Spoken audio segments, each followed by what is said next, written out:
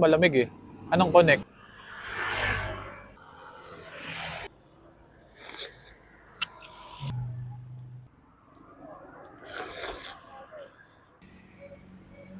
Sige, tignan natin. So good day sa inyo mga utak! Ngayong araw, meron ako nadaanan na nagtitinda ng Penoy at balot dito sa may Maguyam Silang Cavite. At sa tagal-tagal ko na nga na kumakain ng Penoy ay hindi pa ako nakakatikim ng balot sa buong buhay ko. Kaya naman ngayong araw ay naisipan ko na bakit kaya hindi ko itry? Hindi naman siguro ako madededs, no?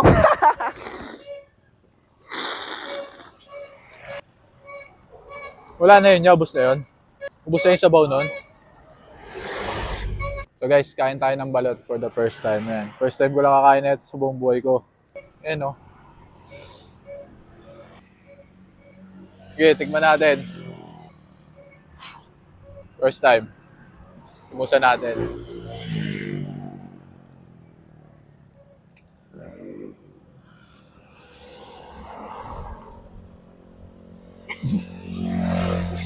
Lalo-lalo na ako ni Kuya. Ah! Wow! Tulog ko na! Wala na yun, no? Ang ano yun, ang lambot eh, no? Parang ano? Ah! Masarap naman, pero di lang talaga ako sanay. Kasi parang na-imagine ko yung ano eh.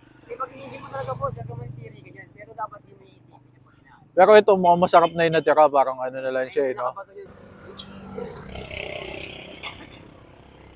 Ayun, yung huli. Masarap na yung huli. Hindi ko pa tayo sabaw. Ay, nang sabaw tuloy, suka. First time natin kumain ng balot. Pero yung balot dito, ano, safe lang, malambot lang talaga. So yun guys, dito tayo pumutrip ng balot yan, okay, bossing yan. Nasa tapat lang daw siya na itong Daiichi Industrial Park.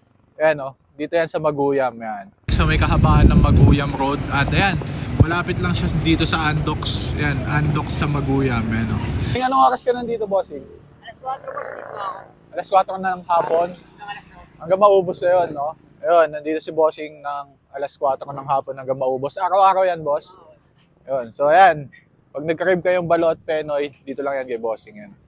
Double thumbs up, may kasama pang heart. Sarap!